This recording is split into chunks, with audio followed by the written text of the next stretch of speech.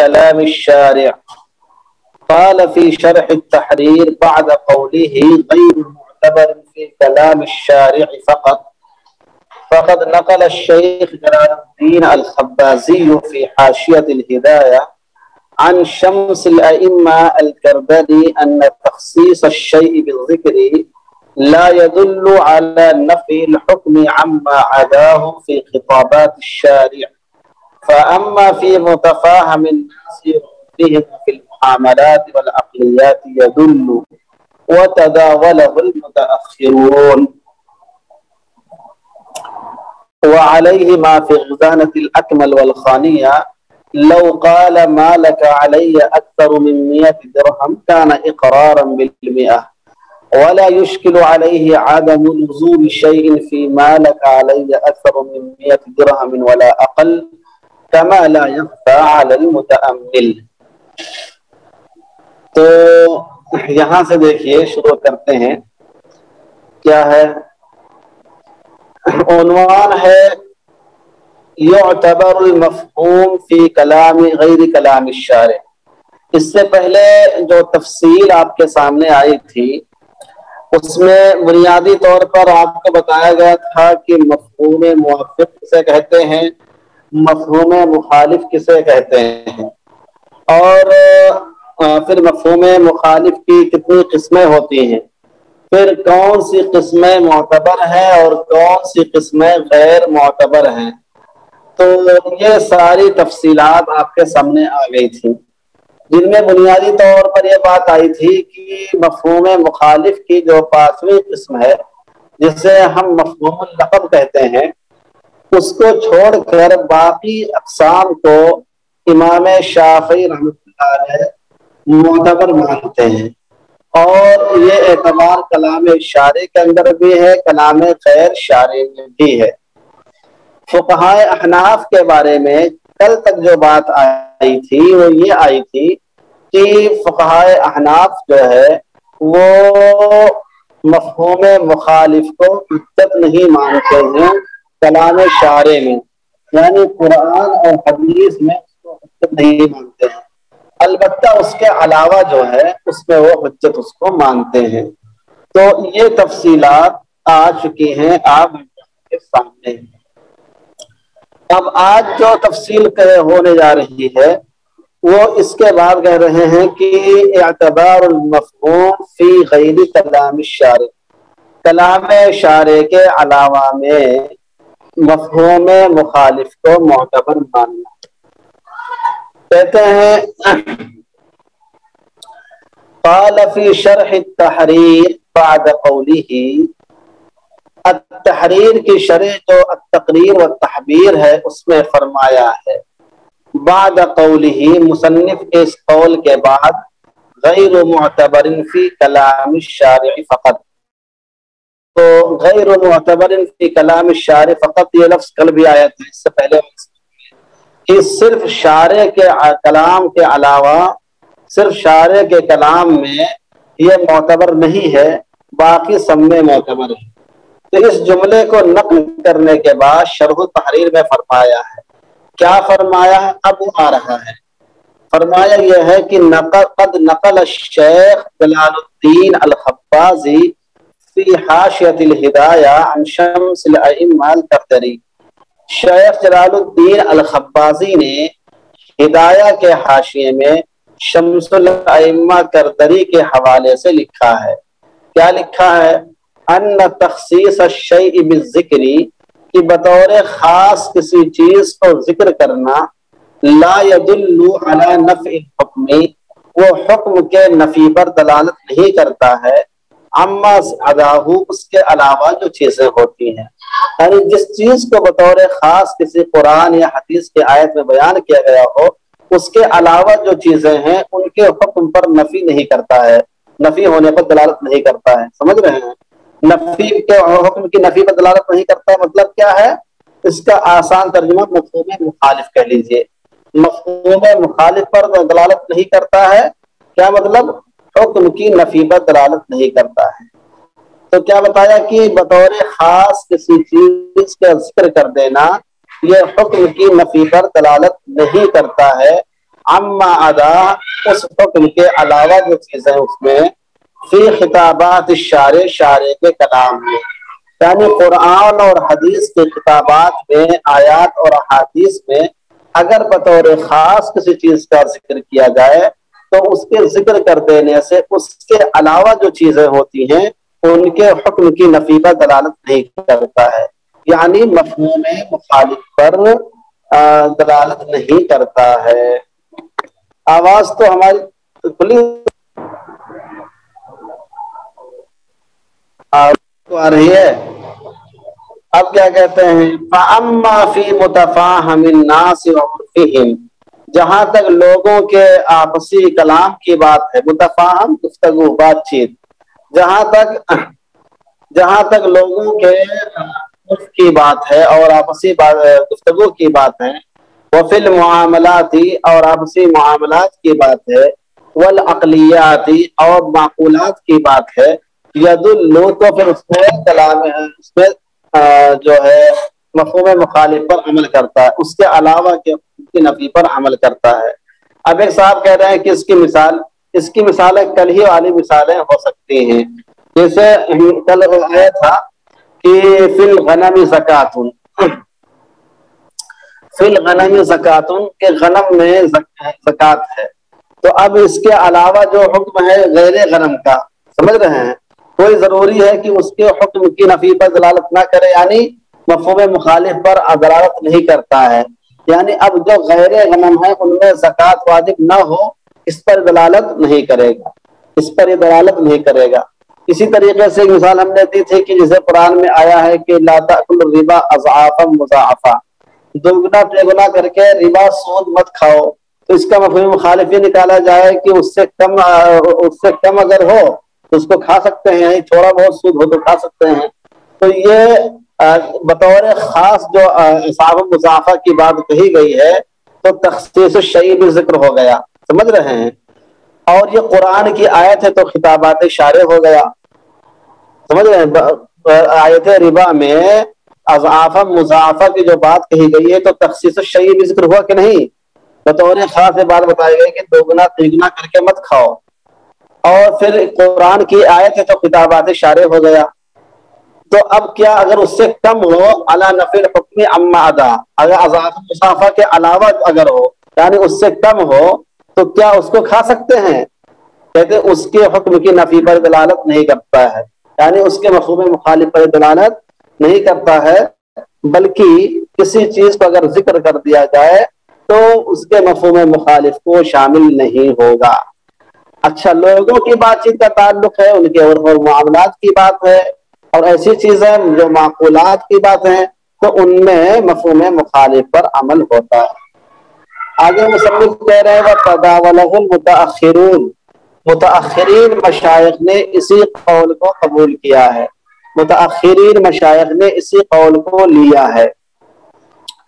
اب اتنی بات ہو گئی، اتنی بات کا خلاصہ نکل کر یہ آیا کہ التحریر سے علامہ شامی کی اس بات کی تائید ہوتی ہے جو علامہ شامی نے اوپر فرمایا تھا کہ صرف کلام شارع میں اس کا اعتبار نہیں ہے، باقی جگہوں پر اس کا اعتبار ہے۔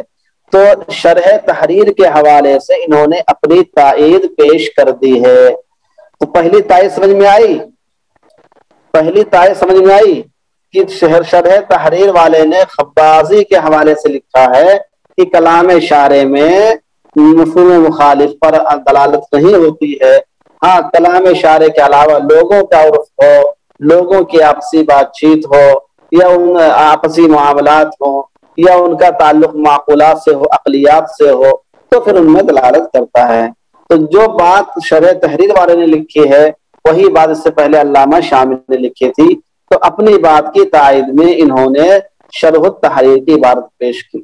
دوسری عبارت دیکھیے، کہتے ہیں وَعَلَيْهِ، اور اسی بات پر وہ چیز بھی مبنی ہے، اس بات پر کہ کلام شارع میں اس کا اعتبار نہیں ہے، غیر کلام شارع میں اس کا اعتبار ہے، یعنی لوگوں کے بات چیت میں، لوگوں کے معاملات میں مفہوم مخالف کا اعتبار ہے، اسی پر مبنی ہے وہ بات بھی جو خزانۃ الاقبال میں اور فتاوی قاضی خان میں لکھا ہوا ہے۔ جو خزانۃ الاکمل میں اور فتاوی قاضی خان میں لکھا ہوا ہے۔ وعلیہ ما فی خزانۃ الاکمل والخانیہ، اور اسی پر مبنی ہے وہ بات بھی جو خزانۃ الاکمل میں اور فتاوی قاضی خان میں لکھا ہے۔ کیا لکھا ہے؟ لو قال اگر کسی آدمی نے فرمایا، کسی آدمی نے کہا، ما لک علی اکثر من 100 درہم، کہ آپ کے لیے میرے اوپر 100 درہم سے زیادہ نہیں ہے، آپ کے لیے میرے اوپر 100 درہم سے زیادہ نہیں ہے، تو بولیے کتنا ہونا چاہیے اس کے اوپر؟ اگر کوئی آدمی کسی سے کے سامنے جا کر اقرار کرتا کہتا ہے کہ آپ کے لیے میرے اوپر 100 درہم سے زیادہ نہیں ہے، تو اس کا مفہوم مخالف کیا نکلے گا؟ اس کا مفہوم مخالف یہ نکلے گا کہ 100 درہم ہے۔ سمجھ رہے ہیں؟ کہتے لو قال، خزانۃ الاکمل اور خانیہ میں ایک مسئلہ لکھا ہوا ہے، لو قال کہ اگر کسی نے کہا، ما لک علی اکثر من 100 درہم، تمہارے لیے میرے اوپر 100 درہم سے زیادہ نہیں ہے، کان اقرارا بالمئہ، تو یہ 100 درہم کا اقرار مانا جائے گا، 100 درہم کا اقرار مانا جائے گا۔ تو دیکھیے یہاں مفہوم مخالف پر عمل ہوا کہ نہیں ہوا؟ مفہوم مخالف پر عمل ہوا کہ نہیں ہوا؟ آدمی یہ نہیں کہہ رہا کہ 100 درہم اقرار نہیں کر رہا ہے، آدمی نے صراحتاً یہ بات نہیں کہی ہے کہ آپ کیا 100 روپیہ میں باقی ہوں، لیکن جب اس نے یہ جملہ کہا کہ 100 درہم سے زیادہ نہیں ہے، تو اس کا فقہاء نے لکھا کان اقرارا بالمیہ، اس میں 100 کا اقرار مانا جائے گا۔ تو جب 100 کا اقرار مانا گیا تو یہ اس نے تو کہا کہ 100 روپے میں باقی ہوں، اس کے مفہوم مخالف کے طور پر۔ تو علامہ شامی کی وہ بات درست ہوئی کہ نہیں کہ کلام شارع میں تو مفہوم مخالف کا اعتبار نہیں ہوتا ہے، لیکن لوگوں کی بات چیت میں، لوگوں کے معاملات میں اور معقولات میں اس کا ہوتا ہے۔ ٹھیک ہے، اب کہہ رہے ہیں کہ ایک مسئلہ تو یہ ہے جو خزانۃ الاکمل کے اندر فتاوی قاضی خان کے اندر لکھا ہوا ہے، لیکن اسی طریقے سے ایک مسئلہ اور لکھا ہوا ہے، اس مسئلے میں کچھ بھی آدمی کے اوپر لازم نہیں ہوتا ہے، تو اس سے آدمی کے اوپر اشکال ہو سکتا تھا، اس لیے اس مسئلے کو پیش کر دیا۔ کہتے ہیں وَلَا يُشْكِلُ عَلَيْهِ، اور اس مسئلے پر اشکال نہیں ہونا چاہیے، عدم لزوم شیء، کچھ بھی لازم نہ ہونے سے، کچھ بھی لازم نہ ہونے سے اس پر اشکال نہیں ہونا چاہیے اس مسئلے میں۔ اس مسئلے میں آگے آ رہا ہے، کہتے ہیں کہ اگر کسی آدمی نے کہا ما لک علی اکثر من 100 درہم ولا اقل، آپ کے لیے میرے اوپر نہ 100 درہم سے زیادہ ہے اور نہ 100 درہم سے کم ہے، تو بتائیے کتنا ہونا چاہیے؟ کوئی آدمی کہتا ہے کہ میرے اوپر آپ کے نہ 100 درہم سے زیادہ ہے نہ 100 درہم سے کم ہے، کتنا ہونا چاہیے؟ تو پھر اس کے اوپر اس کا مفہوم مخالف نکالیں گے تو کتنا نکلنا چاہیے؟ اس کے اوپر 100 ہونا چاہیے۔ کیا خیال؟ 100 ہونا چاہیے، لیکن مصنف کہتے ہیں کہ اس کے اوپر کچھ بھی نہیں ہوگا، مصنف کہتے ہیں اس کے اوپر کچھ بھی لازم نہیں ہوگا، عدم لزوم شیء، ہم کو اور آپ کو تو لگتا ہے کہ 100 ہونا چاہیے، اور ظاہر سی بات ہے ہم کو اور آپ کو لگتا ہے کہ جب کوئی آدمی یہ کہہ رہا ہے کہ آپ کے لیے میرے اوپر 100 درہم سے نہ زیادہ ہے نہ کم ہے، تو ہم لوگ میں سے ہر کوئی کہے گا تو بھیا 100 روپیہ 100 درہم تو 100 تو ہے، نہ 100 سے زیادہ ہے نہ 100 سے کم ہے، تو 100 تو ہے، تو 100 دینا پڑے۔ لیکن مصنف کہتے ہیں کہ اس میں کچھ بھی لازم نہیں ہوگا اور اس پر آپ کو اشکال بھی نہیں ہونا چاہیے۔ یہ لیجیے ولا یشکل علیہ، اس پر اشکال بھی نہیں ہونا چاہیے کہ آخر لازم کیوں نہیں ہوتا ہے، کما لا یخفی علی المتأمل، جیسا کہ غور و فکر کرنے والے پر مخفی نہیں ہے۔ اب بتائیے، آپ کو کہہ رہے ہیں کہ اشکال بھی مت کریے، کچھ لازم بھی نہیں ہوگا، اور غور و فکر کرنے والے پر جو ہے مخفی نہیں ہے۔ اب دو باتیں سنیے، مطلب فی نفسی مسئلہ سمجھ گئے نہیں سمجھے؟ پہلے عبارت میں کسی نے کہا ما لک علی اکثر من 100 درہم، تو اس میں 100 کا اقرار مانا جائے گا۔ دوسرے جملے میں کہہ رہے ہیں کہ کسی آدمی نے کہا ما لک علی اکثر من 100 درہم ولا اقل، تو کچھ بھی نہیں مانا، کچھ بھی نہیں اس کے اوپر لازم ہوگا، اور کہتے اس پر اشکال نہیں ہونا چاہیے، آپ غور کریے تو اس کے ادھر سے جائے گا۔ اب میری بات سنیے، یہ جو جملہ فقہ نے لکھا ہے بعد والا جو جملہ فقہ نے لکھا ہے، اس کو اپنے زمانے کے عرف کو سامنے رکھتے ہوئے لکھا ہے، اپنے زمانے کے عرف کو سامنے رکھتے ہوئے لکھا ہے۔ ہندوستان میں اگر کوئی آدمی جملہ بولے گا یا آج کے زمانے میں جملہ بولے گا تو پھر آدمی کے اوپر سوچ دینا لازم ہو جائے گا، چاہے اردو میں بولے چاہے عربی میں بولے۔ سمجھ رہے ہیں؟ ہندوستان میں اگر کوئی آدمی کہتا ہے کہ میرے اوپر آپ کے نہ 100 روپے سے زیادہ ہے نہ کم ہے، تو ہندوستان میں دلا دیا جائے گا۔ یہ فقہوں نے اپنے عرف کو سامنے رکھتے ہوئے یہ بات لکھی ہے۔ اب سوال پیدا ہوتا ہے کہ ان کے یہاں عرف کیا تھا؟ تو اب اس کا جواب کئی کتابوں میں نے تلاش کرنے کی کوشش کی، لیکن یہ جملہ تو ہر جگہ لکھا ہوا ملے گا آپ کو، لیکن اس کی وجہ کیا ہے وہ صرف ایک کتاب میں لکھی ہے۔ قال فی المبسوط، المبسوط کے اندر فرمایا ہے، سمجھ رہے ہیں؟ المبسوط کے اندر کیا لکھا ہے کہ فی العادت نفی القلیل والکثیر یکون مبالغۃ فی النفی۔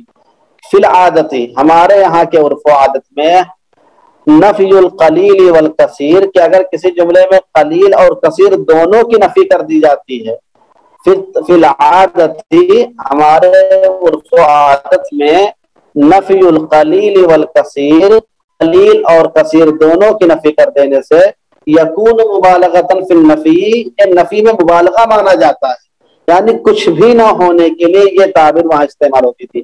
المبسوط جلد نمبر 18 صفحہ نمبر 19 لکھ لیجئے، اس کی تشریح میں لکھ لیجئے، بہت اچھی انہوں نے وجہ بتا دی، ورنہ آدمی کنفیوز ہوتا کہ آخری کیوں نہیں ہونا چاہیے۔ تو اس کا تعلق ان کے زمانے کے عرف سے ہے کہ اس زمانے میں کسی چیز کی مکمل نفی کرنے کے لیے اکثر ولا اقل کی تعبیر استعمال ہوتی تھی۔ لا اکثر ولا اقل، نہ کم نہ زیادہ، سمجھ آیا؟ یعنی کچھ بھی نہیں۔ لا اکثر ولا اقل کی تعبیر استعمال کرتے تھے، نہ کم ہے نہ زیادہ، یعنی کچھ بھی نہیں ہے۔ تو یہ ان کے زمانے کے عرف کے اعتبار سے جملہ تھا کہ اگر کوئی آدمی اکثر کی بھی نفی کرتا ہے، عقل کی نفی کرتا ہے، تو یہ تعبیر استعمال ہوتی تھی بالکلیہ نفی کرنے کے معنی میں، جیسا کہ علامہ سرخسی نے لکھا ہے فی العادت نفی القلیل، پہلے عبارت لکھ لیجیے مبسوط کی، پہلے بات دیکھیں، فی العادت نفی القلیل والکثیر یکون مبالغۃ فی النفی، فی العادت نفی القلیل والکثیر یکون مبالغۃ فی النفی۔ المبسوط جلد نمبر 18 صفحہ نمبر 19، جلد نمبر 18 صفحہ نمبر 19، المبسوط جلد نمبر 18 صفحہ نمبر 19۔ ٹھیک ہے، سمجھ میں آیا کہ نہیں آیا؟ ہاں، یہ تشریح جو میں نے کی ہے تحقیق کے بعد کی ہے، بہت صحیح بتا دی ہے، ورنہ اس جملے میں اچھے لوگ کنفیوز ہو جاتے ہیں کہ اس کا مطلب آخر کیا ہے۔ سمجھ رہے ہیں؟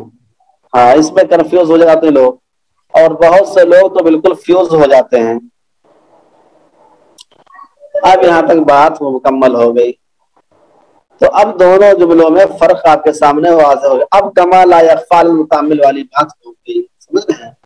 کما لا یخفی علی المتأمل والی بات اب ہو گئی، جیسا کہ متأمل پر چیز مخفی نہیں ہے۔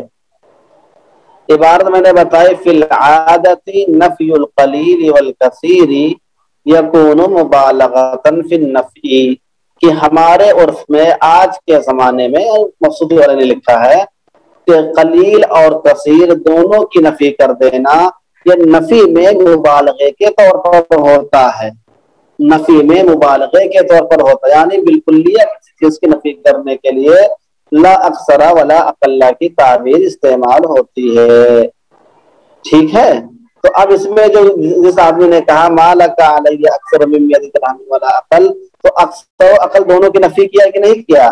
تو یہ ان کے زمانے کے عرف کے اعتبار سے نفی میں مبالغہ ہے، یعنی کچھ بھی نہ واجب ہونے کے لیے یہ تعبیر استعمال کی گئی ہے، اس لیے اس میں کچھ بھی واجب نہیں ہوگا، اور پہلے والے جملے میں 100 درہم اقرار مانا جائے گا، واجب ہوگا۔ چلیے، تو دو باتیں آپ کے سامنے آ گئی، دو حوالے آئے کہ نہیں آئے؟ پہلی بات میں شرح التحریر کے حوالے سے لکھی ہے، پہلی بات انہوں نے شرح التحریر کے حوالے سے اپنے بات کی تائید کی ہے کہ کلام ناس میں معتبر ہے اور کلام شارع میں معتبر نہیں ہے۔ دوسری تائید انہوں نے خزانۃ الاکمل اور خانیہ کے حوالے سے لی ہے کہ فقہا کے آگے بات ہوتی ہے کہ عوام الناس کے کلام میں مفہوم مخالف معتبر ہے، جیسا کہ پہلی مثال میں۔ تیسری دیکھیے وفی حج النہری الروایات اتفاقا ومنه اقوال الصحابہ قال وينبغي تقييده بما يدرك بالرأي لا ما لم يدرك به انتهى، أي لأن قول الصحابي إذا كان لا يدرك بالرأي أي بالاجتهاد له حكم المرفوع فيكون من كلام الشارع صلى الله عليه وسلم، والمفهوم فيه غير معتبر، فالمراد بالروايات ما روي في الكتب عن المجتهدين من الصحابة وغيرهم۔ تیسری تائید دیکھیے علامہ شامی کی، کہتے ہیں کہ النہر الفائق کے کتاب الحج میں لکھا ہوا ہے، وفی حج النہری النہر الفائق کے کتاب الحج میں لکھا ہوا ہے المفہوم معتبر فی الروایات اتفاقا، کہ مفہوم مخالف روایات فقہیہ میں بالاتفاق معتبر ہے۔ تو شامی کی تائید ہوئی کہ نہیں ہوئی؟ شامی کی تائید ہوئی کہ نہیں اس جملے سے؟ علامہ شامی کی تائید ہو گئی۔ المفہوم معتبر فی الروایات اتفاقا، روایات فقہیہ میں مفہوم مخالف کا اعتبار کیا جاتا ہے۔ ومنہ اقوال الصحابہ ای من المعتبر، اور مفہوم کے معتبر ہونے ہی میں سے صحابہ کے اقوال بھی ہیں۔ ومنہ ای من المعتبر، اور مفہوم کے معتبر ہونے میں سے صحابہ کے اقوال بھی ہیں۔ قال مصنف نے فرمایا وَيَنبَغِي تَقْيِيدُهُ بِمَا يُدْرَكُ بِالرَّائِ، کہ صحابہ کے اقوال میں جو یہ بات کہی گئی ہے کہ صحابہ کے قول میں بھی مفہوم مخالف معتبر ہے، تو اس کی تقیید ضروری ہے اس چیز سے جس کو رائے سے ادراک کیا جا سکتا ہو۔ لا ما لم يدرک به، وہ چیزیں اس میں شامل نہیں ہوں گی جن کو ادراک نہیں کیا جا سکتا ہے، جن کو قیاس نہیں کیا جا سکتا ہے۔ ای لأن قول الصحابی اذا کان لا يدرک بالرائے ای بالاجتہاد لہو حکم المرفوع، اس لیے کہ صحابی کا قول جب وہ مدرک بالعقل نہ ہو، اجتہاد اور رائے کی اس میں گنجائش نہ ہو، تو پھر اس کو حدیث مرفوع کا درجہ حاصل ہوتا ہے، کیونکہ کوئی صحابی ایسی بات جو عقل میں نہ آ سکتی ہو خود سے نہیں کہہ سکتا جب تک اس نے نبی سے سنی نہ ہو۔ اس لیے کہا کہ اس لیے کہ صحابی کا قول لا یدرک اگر غیر مدرک بالعقل ہو، غیر مدرک بالاجتہاد ہو، تو اس کو حدیث مرفوع کا درجہ حاصل ہوتا ہے۔ فیکون من کلام الشارع صلی اللہ علیہ وسلم، پھر تو اسے شارع کا کلام مانا جائے گا۔ والمفہوم غیر فیہ غیر معتبر، اور کلام شارع میں مفہوم مخالف غیر معتبر ہے۔ سمجھ رہے ہیں؟ تو صحابہ کے تمام اقوال میں مفہوم مخالف کا اعتبار نہیں ہوگا، بلکہ صحابہ کے وہ اقوال و آثار جن میں قیاس اور رائے کی اجتہاد کی گنجائش ہو، انہی میں صرف مفہوم مخالف معتبر ہوگا۔ باقی وہ اقوال جن میں قیاس و اجتہاد کی گنجائش نہ ہو، اس میں اعتبار نہیں ہوگا مفہوم مخالف کا۔ اب وہ کون سی چیز ہے جن میں اس کا اعتبار، کس میں اعتبار نہیں ہے؟ شروع میں جو ہم نے محاضرہ دیا تھا، غالباً تیسرا چوتھا محاضرہ تھا مصادر شریعت والا، تو اس میں ہم نے اس کی پوری تشریح کر دی تھی کہ کن کے یہاں آثار صحابہ حجت ہیں، کن کے حجت نہیں ہیں۔ احناف نے اس کی جو دو قسمیں کہ اس کی کون کون سی مثالیں ہو سکتی ہیں، اس میں حیض کی مثال میں لکھائی تھی، نفاس کی مثال ہم نے لکھائی تھی، ہر از قطی مطلب ہونے کی مثال لکھائی تھی۔ آپ پرانا محاضرہ دیکھیں گے تو اس میں پوری تفصیل مل جائے گی کہ قول صحابی یا آثار صحابی کہاں کہاں حجت ہے، کہاں کہاں حجت نہیں ہے۔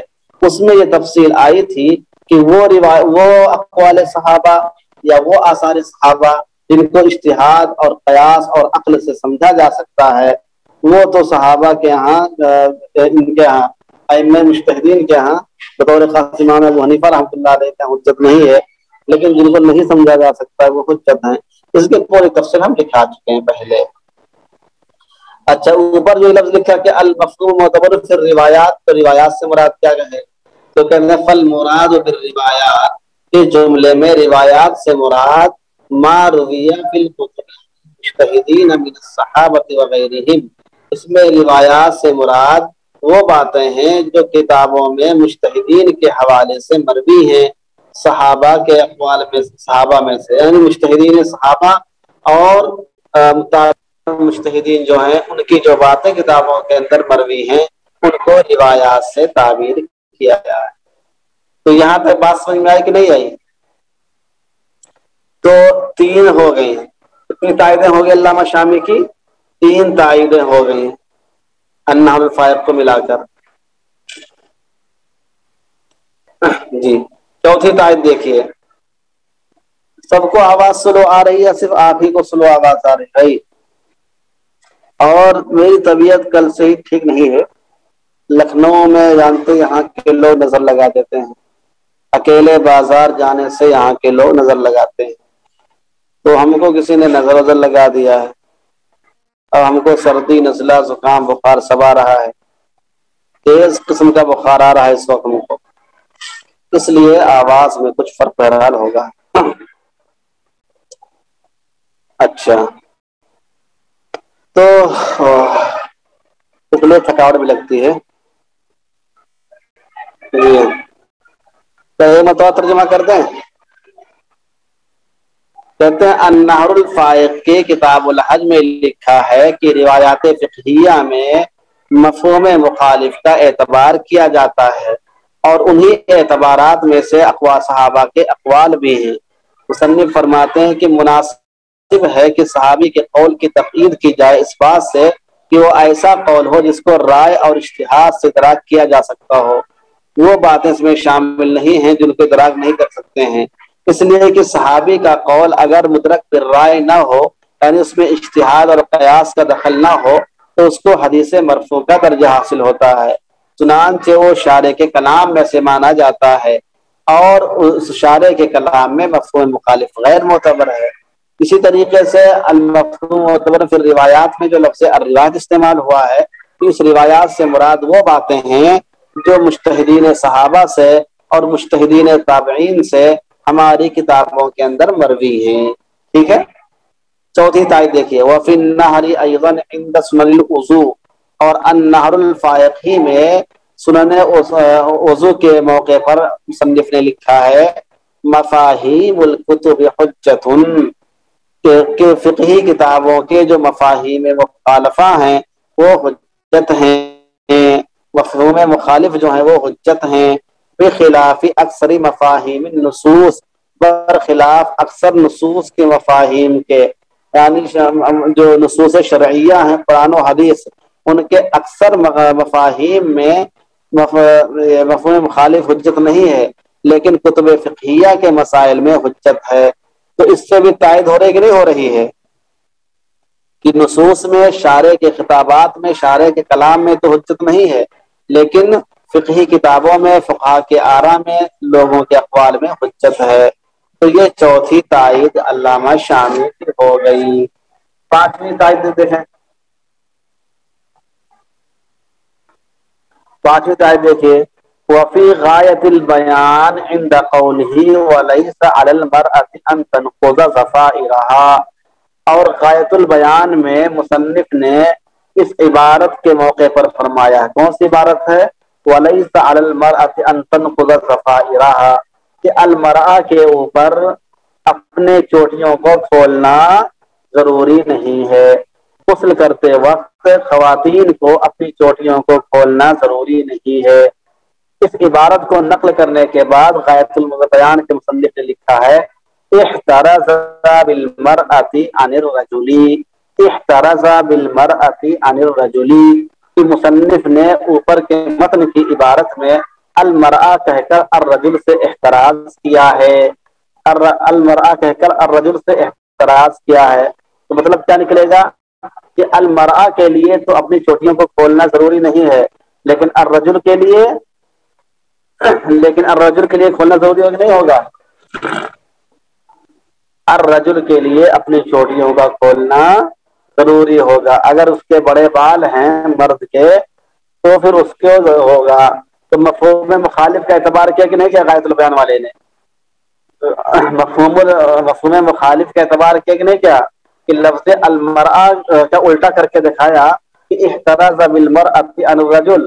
معتن نے لفظ المرأہ کہہ کر الرجل سے احتراز کیا ہے. مطلب کیا ہے؟ مطلب یہ ہے کہ المرأہ کا جو حکم تھا وہ حکم الرجل کے لیے نہیں ہوگا. سمجھ رہے ہیں؟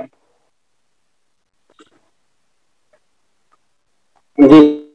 مطلق جب مفہوم لکھا ہوتا ہے تو اس سے مفہوم مخالف مراد ہوتا ہے. مطلق جب لکھا ہو اس میں بھی سیاق و سباق کو دیکھا جاتا ہے. تو احتراز بالمرأة عن الرجل، اوپر جو عبارت تھی لیس المرأة میں المرأة کہہ کر الرجل سے احتراز کیا ہے. یعنی المرأة کا جو حکم تھا وہ الرجل کا حکم نہیں ہوگا.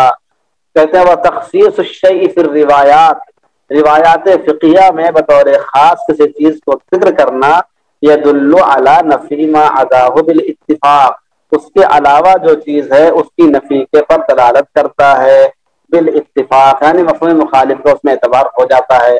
بخلاف النصوص، برخلاف نصوص شرعیہ کے فإن فيها لا يدل على نفي ما عداه عندنا، تو نصوص شرعیہ میں ہمارے نزدیک کسی چیز کو بطور خاص اگر ذکر کیا گیا ہو تو اس کے علاوہ جو چیزیں ہیں اس کی نفی پر دلالت نہیں کرتا ہے، اس کے مفہوم مخالف پر دلالت نہیں کرتا ہے.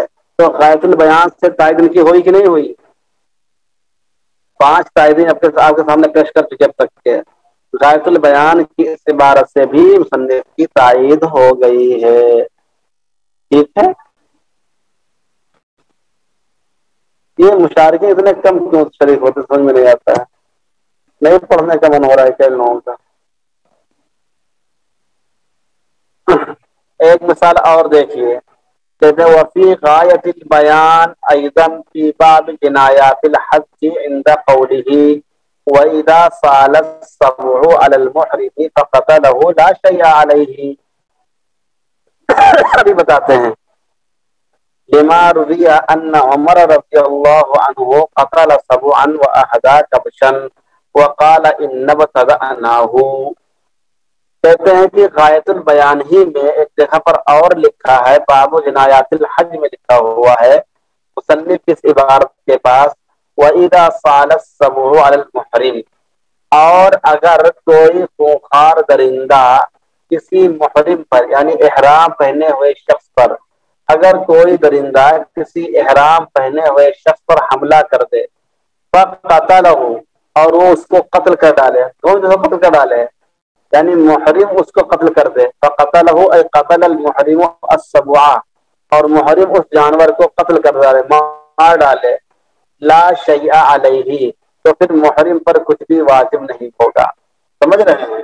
دیکھیے احرام کی حالت میں جانوروں کو جان سے مارنا منع ہے نا. احرام کی حالت میں جانور کا شکار کرنا، جانور کو مارنا منع ہے. اب سوال یہ پیدا ہوتا ہے کہ اگر کوئی آدمی احرام کی حالت میں ہو تو اب اور اس کے اوپر کوئی جانور مثال کے طور پر کاٹنے والا کتا اس پر حملہ کر دے یا کوئی شیر حملہ کر دے، تو اس موقع میں کچھ صوفے بنا رہے کہ یا بھائی ہمیں احرام پہنا ہوا ہوں، میں حج پہ جا رہا ہوں، آگے مجھے کھا لے جائیے، آپ مجھے آئیے کھا جائیے، کہ بولے گا؟ یہ سب بولنے کی ضرورت نہیں ہے، بلکہ جہاں تک ہو سکے اس کو مار گرانے کی کوشش کرے. تو وہی کہا کہ وَإِذَا صَالَ السَّبْعُ عَلَى الْمُحْرِمِ، کسی احرام پہنے ہوئے شخص پر، کسی محرم پر اگر کوئی درندہ حملہ کر دے فَقَتَلَهُ، اور وہ محرم اس کو قتل کر دے، لا شیء علیہ، تو اس کے اوپر کچھ بھی لازم نہیں ہوگا. حالانکہ آپ کو معلوم ہے کہ کسی جانور کو مار دینے سے یا شکار کر دینے سے دم لازم ہوتا ہے نا. دم لازم نہیں ہوگا. کیوں نہیں ہوگا؟ لما روی ان عمر رضی اللہ عنہ قتل سبعا واحدا کبشا، اس لیے کہ حضرت عمر رضی اللہ تعالیٰ عنہ نے ایک درندے کو قتل کر دیا تھا، واحدا کبشا، اور اس کے بدلے میں دم دیا تھا. ایک کبش کو بولتے ہیں اس کو دمبے کو، ایک دمبا صدقہ کیا تھا. احدہ یہاں صدقہ کرنے کے معنی میں ایک دمبا صدقہ کیا. وقال اور فرمایا ان ابتدأناہ ابتدا ہم نے کی تھی، یعنی اس سے پہلے کہ شیر ہم کو حملہ کرتا، ہم کو مار ڈالتا، ہم نے خود شیر کو مار دیا تھا، سمجھ رہے؟ ان ابتدأناہ ہم نے اس کو خود پہل کی تھی۔ کہتے ہیں علل لإہدائہ بابتداء نفسہ، حضرت عمر رضی اللہ تعالیٰ عنہ اس پورے واقعے پہ آپ غور کریں تو معلوم ہوگا کہ حضرت عمر رضی اللہ تعالیٰ عنہ نے میڑھا ہدیہ کرنے کی علت خود ابتدا کرنے کو قرار دیا ہے۔ علل لإہدائہ، انہوں نے علت بیان کی ہے اپنے ہدیہ کرنے کی، ابتداء نفس کی، خود حملہ کرنے کی، یعنی پہل ان کی جانب سے ہوئی تھی، سمجھ رہے ہیں؟ فعلم به، تو اس سے یہ بات معلوم ہوئی ان المحرم اذا لم يبتدي بقتله، کہ محرم اگر خود ابتدا نہ کرے، بل قتله دفعا لصولته، بلکہ اس کو اس کے حملے کو روکنے کے لیے اس کو قتل کرے، لا يجب علیہ شیء، تو اس پر کچھ بھی واجب نہیں ہوگا، وإلا لم يبق للتعلیل فائدۃ، اگر یہ نقطہ آپ نہیں بیان کریں گے تو پھر حضرت عمر کی علت بیان کرنے کا کوئی فائدہ نہیں ہوگا۔ لم يبق للتعلیل فائدۃ، علت بیان کرنے کا کوئی فائدہ نہیں ہوگا۔ تو حضرت عمر رضی اللہ تعالیٰ عنہ کا جو واقعہ ہے اور ان کا جو قول ان ابتدأناہ ہے، تو قول صحابی میں مفہوم مخالف کا اعتبار کیا کہ نہیں کیا؟ صاحب غایت البیان نے مفہوم مخالف کا اعتبار کیا کہ نہیں کیا؟ ان ابتدأناہ، انہوں نے کہا تھا کہ ہم نے ابتدا کی تھی تو یہ کبش دیا، اس کا مفہوم مخالف یہ نکلا کہ اگر ابتدا نہیں کیا بلکہ اس کے حملے کو روکنے کے لیے قتل کیا ہے تو کچھ بھی نہیں ہوگا۔ بولیے بات سمجھ میں آئی کہ نہیں؟ بات سمجھ میں آئی کہ نہیں؟ یحییٰ بن ابراہیم پوچھ رہے ہیں کہ صحابی کا عمل بھی نصف درجے میں ہو سکتا ہے؟ آپ اسی مقالے کا مطالعہ کریے جو میں نے لکھا ہے شروع میں، اور دیکھیے کیا کہتے ہیں۔ اب ایک سوال پیدا ہوتا ہے کہ آپ نے بتایا تھا اس سے پہلے کہ اگر بطور خاص کسی کا ذکر کیا جائے تو مفہوم مخالف پر دلالت نہیں کرتا ہے، تو یہاں حضرت عمر کی استدلال کرتے ہیں، اس اشکال کا جواب دے رہے ہیں۔ کہتے ہیں ولا یقال، اب اس پورے واقعے کو سننے کے بعد یہ نہ کہا جائے تخصیص الشیء بالذکر لا يدل على نفی ما عداه عندکم، کہ آپ کے نزدیک تو یہ ہے کہ بطور خاص اگر کسی چیز کا ذکر کیا جائے تو اس کے علاوہ کی نفی پر دلالت نہیں کرتا ہے۔ فکیف تستدلون بقول عمر، تو پھر حضرت عمر کے قول سے استدلال کیوں کرتے ہیں آپ لوگ؟ لأننا نقول، تو اس کا جواب دے دیں گے، اس کے جواب میں ہم یہ کہیں گے ذاک فی خطابات الشارع شرع، وہ شارع کے خطابات کی بات ہے کہ اس میں ہم مفہوم مخالف کا اعتبار نہیں کرتے ہیں۔ اما فی الروایات والمعقولات فیدل، جہاں تک روایات فقہیہ کی بات ہے اور وہ بات جن کا تعلق عقلیات سے ہے تو اس میں دلالت کرتا ہی کرتا ہے۔ وتعلیل عمر من باب المعقولات، اور حضرت عمر نے جہاں پر علت بیان کی وہ معقولات کے قبیل سے ہے، منصوصات کے قبیل سے نہیں ہے۔ بڑی احمد بتائی انہوں نے۔ وحاصلہ، ان تمام باتوں کا خلاصہ کیا ہے؟ کہتے ہیں وحاصلہ، ان تمام باتوں کا خلاصہ یہ ہے ان التعلیل للاحکام تارۃ یکون بالنص الشرعی من آیت او حدیث، کہ احکام شرعیہ کی علت کبھی کبھی نص شرعی سے بیان کی جاتی ہے، کسی آیت سے یا حدیث سے، وتارۃ یکون بالمعقول، اور کبھی کبھی عقلیات سے اس کی علت تعلیل کی جاتی ہے، کما ہونا، جیسے کہ یہاں پر جو تعلیل کی ہے انہوں نے عقلی بات کو سامنے رکھتے ہیں، بات کی ابتدا ہم نے کی ہے تو ہم دیں گے، اگر ابتدا وہ کرتا تو پھر ہمارے اوپر واجب نہیں ہوتا۔ کہتے ہیں والعلل العقلیۃ لیست کلام الشارع، اور جو عقلی علتیں ہوتی ہیں، عقلی دلائل ہوتے ہیں، یہ شارع کے کلام سے ماخوذ نہیں ہوتی ہیں، فمفہومها معتبر، چنانچہ ان کا مفہوم مخالف معتبر ہوگا۔ ولہذا تراہم یقولون، یہی وجہ ہے کہ آپ فقہاء کرام کو یہ فرماتے ہوئے سنتے ہوں گے، دیکھتے ہوں گے، کہتے ہیں مقتضى هذه العلة جواز كذا وحرمته، اس علت کا مقتضا اس کا جائز ہونا ہے اور اس کا حرام ہونا ہے، تو مقتضا پہ عمل کرتے ہیں کہ نہیں کرتے ہیں، یعنی اس کے مفہوم پر عمل کرتے ہیں کہ نہیں کرتے ہیں؟ فَيَسْتَدِلُّونَ بِمَفْهُومِهَا، چنانچہ فقہائے کرام اس علت کے مفہوم مخالف سے استدلال کرتے ہیں۔ تو جب استدلال کرتے ہیں تو معلوم یہ ہوا کہ کتب فقہیہ میں، کلام ناس میں، صحابہ کے اقوال میں، اور وہ باتیں جن کا تعلق عقلیات سے ہے، نصوص سے نہیں ہے، ان میں جو ہے یہ علت، یہ مفہوم مخالف کا اعتبار کیا جاتا ہے۔ یہاں تک بات سمجھ آئی؟